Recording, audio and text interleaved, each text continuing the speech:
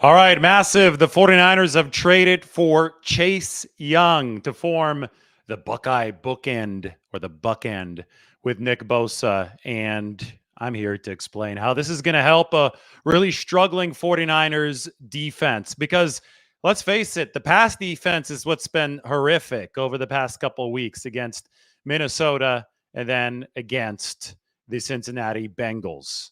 And Chase Young doesn't cover people, or he shouldn't be covering people. If he's covering too many people outside of a few special plays where he drops back into coverage, well, that wouldn't be good. I don't expect Steve Wilks to do that with him. So if we're being honest, the 49ers' biggest problems have been with Steve Wilks' schematics. And Kyle Shanahan, I don't think, has been shy in acknowledging that. When he's been asked about his confidence in Steve Wilks, Kyle Shanahan has given the old non-answer here over the past couple of days. So the 49ers obviously need to be better in coverage on the back end. That's made a lot of people want the 49ers to acquire a cornerback. Obviously, there's been no reported move, and the trade deadline has already passed for the 49ers trying to get a cornerback. If you're wondering about Adoree Jackson, that was a fake account that reported that the Giants didn't turn in the trade information to the league in time. So don't believe that too quickly. But I still think that Chase Young helps the 49ers pass defense through a simple mechanism. Stop the run, have some fun. The 49ers had dropped from the number 2 run defense to the number 26 run defense in the National Football League this season. And there's the Chase Young article that's in the description for you. When we look at the 49ers run defense dropping in stature, we also need to look at what Chase Young has been able to do as a run defender over the course of his career. His PFF run defense ranks number 6 in 2020 as a rookie when he won Rookie of the Year, and number 3 in 2021 when right before he tore his ACL. Then he tore his ACL. He was out for the rest of 2021, out for most of 2022. And now Chase Young is back in the mix, and 2 of his best 3 graded games against the run have been over the past 3 weeks. So setting the edge against the run has been one of the 49ers defense biggest weaknesses this year. They haven't been able, and this goes back to their win streak. Back in week 2, the 49ers struggled to set an edge against the Rams. They struggled to set an edge against the Arizona Cardinals and James Conner in week 4. Then they really struggled against the Cleveland Browns in week 6. And then it was more of the same against Minnesota in week 7. More of the same in week 8 against Cincinnati. So people that are saying that the defensive line has the right personnel or had the right personnel to get this done, I don't think are looking at the details.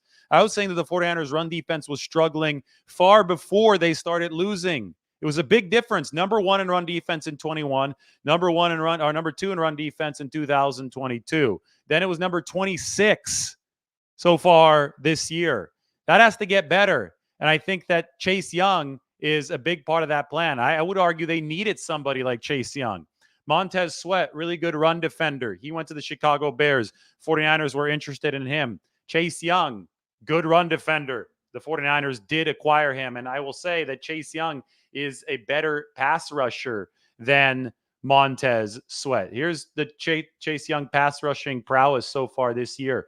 40 pressures. He's got more sacks than Nick Bosa, and he's got a higher pressure rate than Nick Bosa. Pass rush productivity, Chase Young tied for 6th in the NFL this season. There's the Buckeye bookend, right? The 2 Ohio State products of Larry Johnson. Chase Young tied with TJ Watt in pass rushing productivity, which includes pressures and quarterback hits. Nick Bosa is there at number 9, and obviously Myles Garrett is at the top. But I will say, this is important to note. Run defense fuels pass defense, because if you set the edge, then you stop the run or you slow the run, you put opponents into worse down and distance situations, and stopping the run allows you to have some fun as a pass rusher. So it's not a direct signing to improve the pass coverage on the back end like a cornerback would be, but the 49ers also needed to improve the run defense. And without improving the run defense, it wouldn't have mattered who they signed at cornerback, right? The run defense was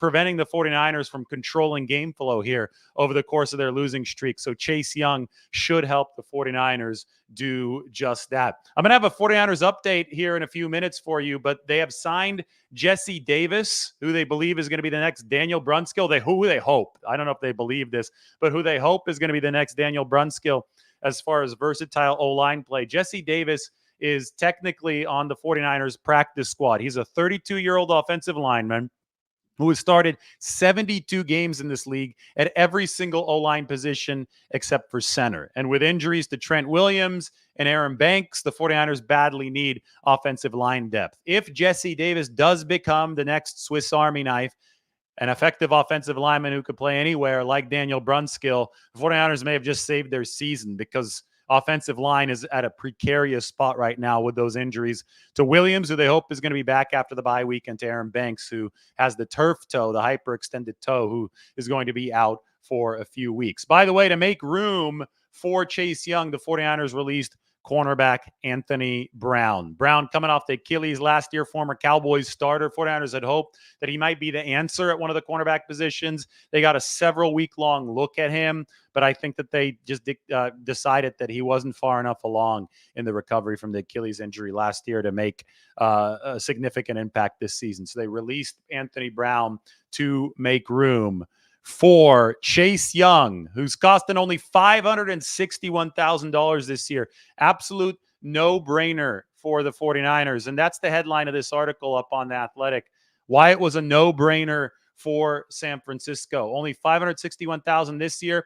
And it only cost a comp pick to pick up Chase Young. The 49ers are sending the comp pick that they received for Rand Carthon, the former head of one of the former heads of scouting for the 49ers, who is now the GM of the Tennessee Titans, and D'Amico Ryans, who left from the 49ers defensive coordinator position to be the head coach of the Houston Texans. The 49ers netted a third-round comp pick this upcoming draft for those two departures.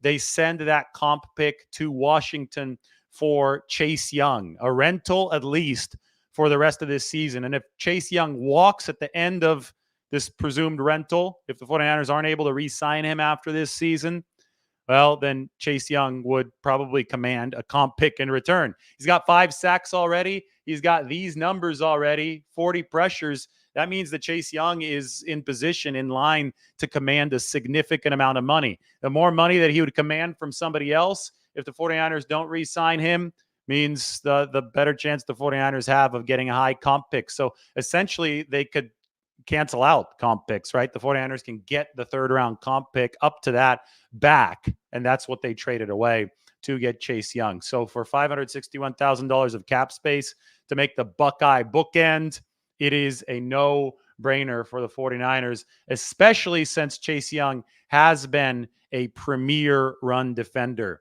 That is something the 49ers absolutely positively have needed to fix, that run defense. And I do think that this trade does help them fix that. You have to address that number 26 run defense. In conclusion, the 49ers have been the most aggressive front office in the NFL. Look at the track record. Garoppolo, Emmanuel Sanders, Jordan Willis, Charles Omenihu, Christian McCaffrey, all of those players have been positive contributors for the 49ers in recent years. The only year they haven't made a pre-deadline trade was 2018. And here in 2023, Randy Gregory and Chase Young. Good stuff from the 49ers. All right, that's been the update on how Chase Young can replenish the 49ers defense. It is not a direct move to help the pass coverage, but it certainly should have downstream effects through that impact on the run defense and obviously on the pass rush. You have that bookend now for Nick Bosa, somebody who's proven, right? A defensive rookie of the year in 2020 and an even higher pass rush win rate now than back then for Chase Young, who is at a career high with that pass rush win rate, over 17% for the 49ers. All right, everybody, take care. Going to have another update for you soon. So hit that subscriber button, hit that notification bell. We will talk to you in just a few minutes.